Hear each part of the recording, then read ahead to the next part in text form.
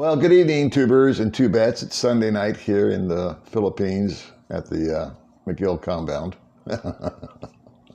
I had a good day today. I had a lot of nice conversations with a lot of nice different guys.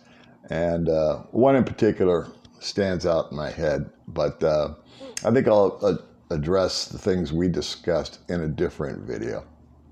The title of this video is, Should I Stay or Should I Go? And there's a question that I've knocked around in my head a number of times in a number of different situations.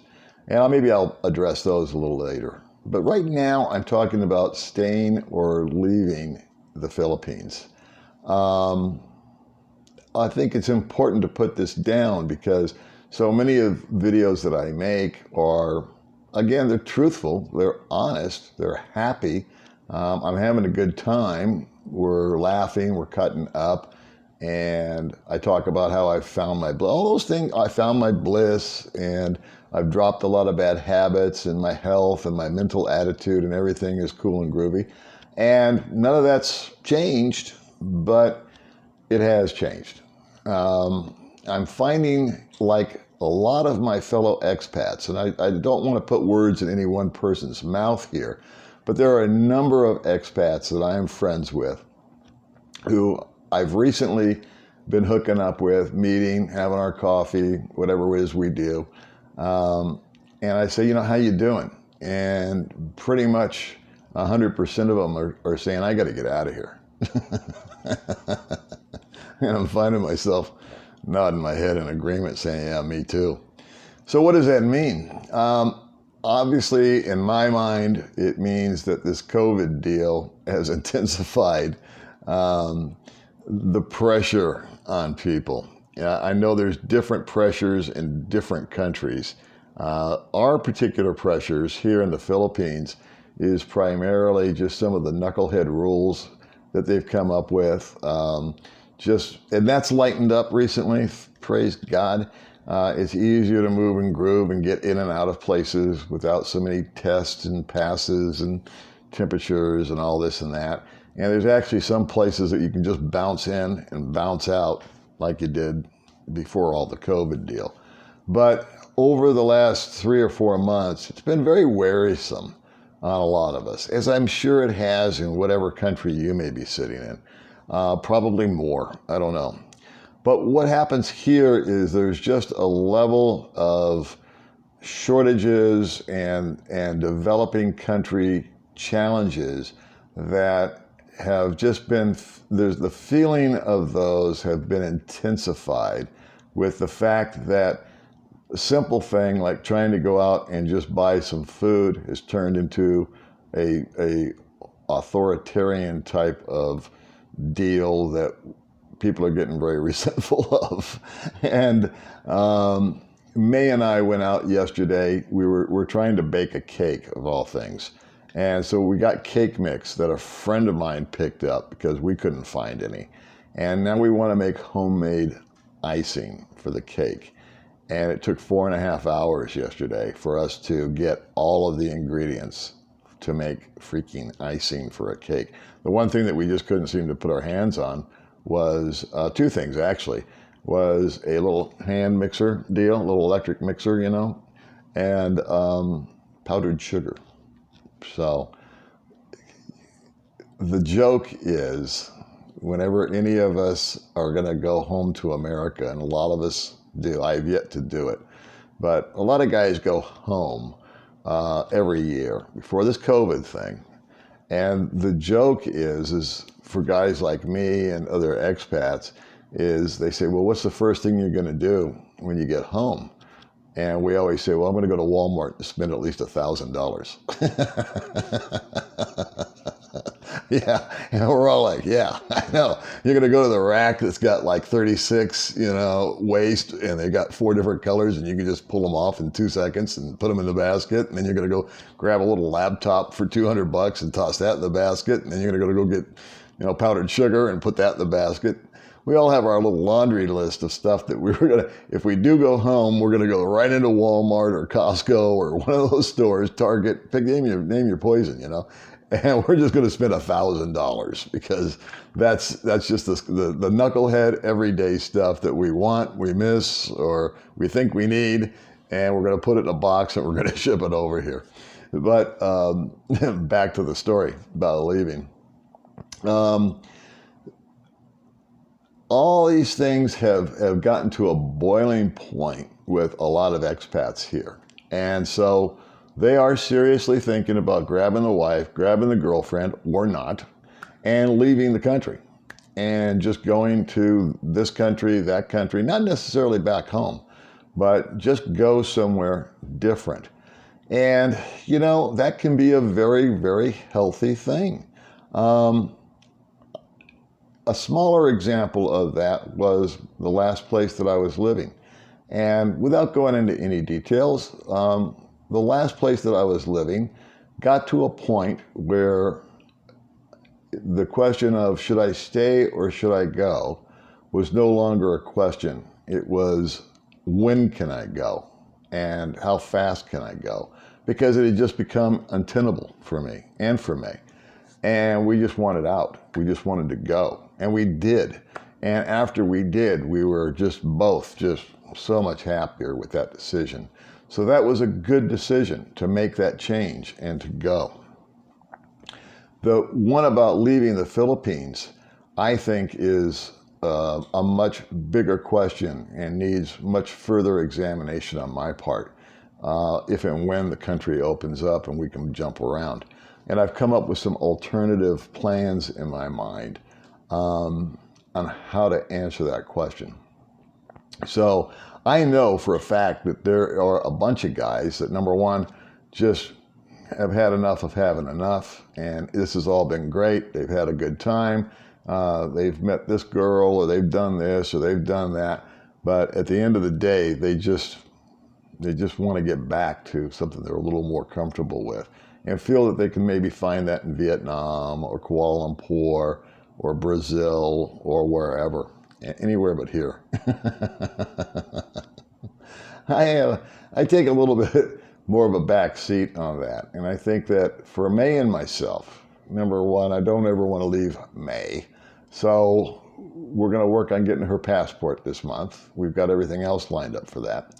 And then I think that for us, when all this COVID stuff gets over with and travel bans are lifted and it's easier to move about the cabin, if you will, I think it would be healthy for her and I to bounce around to a couple of different islands just for like a couple, 3 days and just get out of Dumaguete, which is a very small, gossipy town, and just kind of get a fresh little outlook, just like we did here on this apartment.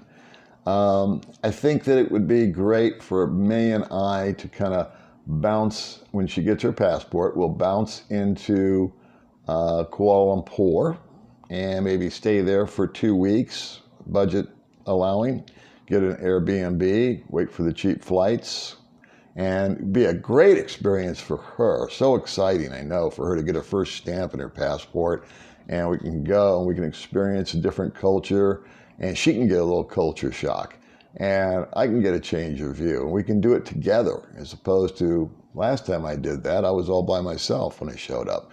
So that would be a totally new experience. And then come back to the Philippines and kind of reassess things. In other words, just take an incremental approach to this whole big decision. I honestly felt that I've been out of the country twice. I've been, since I've been here, I've been to Indonesia and I've been to Vietnam.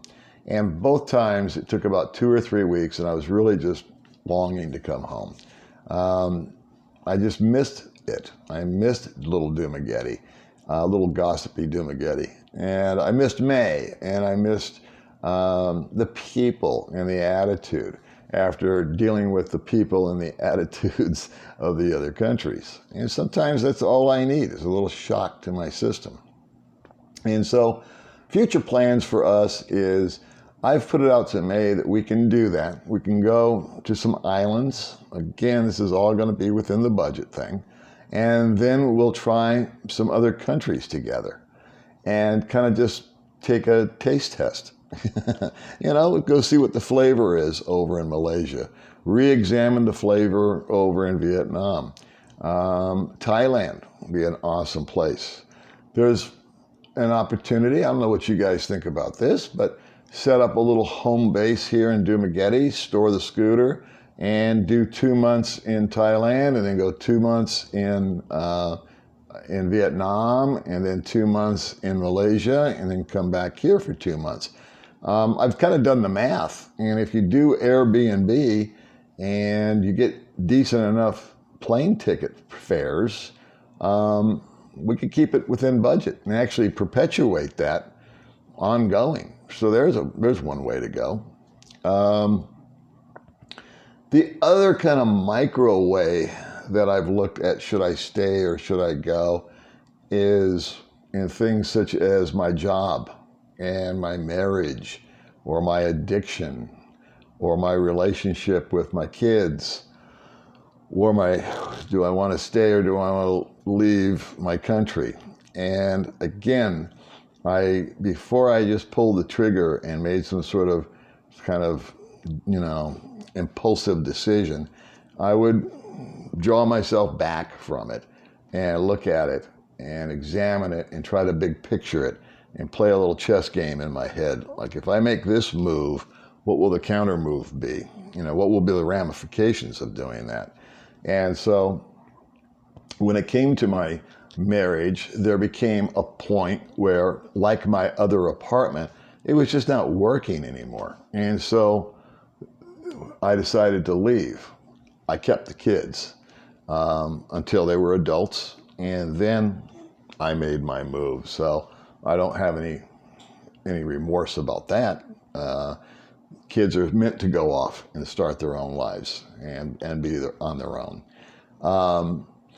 The job.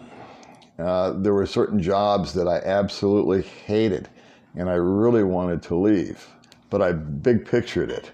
And I said, you know what? If I do that one thing, it's going to screw up 5 others. It's going to screw up my mortgage. It's going to screw up, it's going to give me financial pressures. I just am at that point. I don't have that leisure of just saying, thanks a lot, I quit. And I stayed. Should I stay or should I go? And then 5 years later, 10 years later, the circumstances changed and I could go. I think a lot of the pressure that's being felt by people right now, including myself, has been due to all the mania and the lockdown and the quarantine and people having to deal with each other 24 hours a day. I fortunately am with somebody that makes that time pleasant as opposed to unpleasant, but my heart goes out to those that are in those crazy kind of dysfunctional situations, homeschooling or out of work and no chance to go to work because of whatever law or sick and dealing with that. So should I stay or should I go?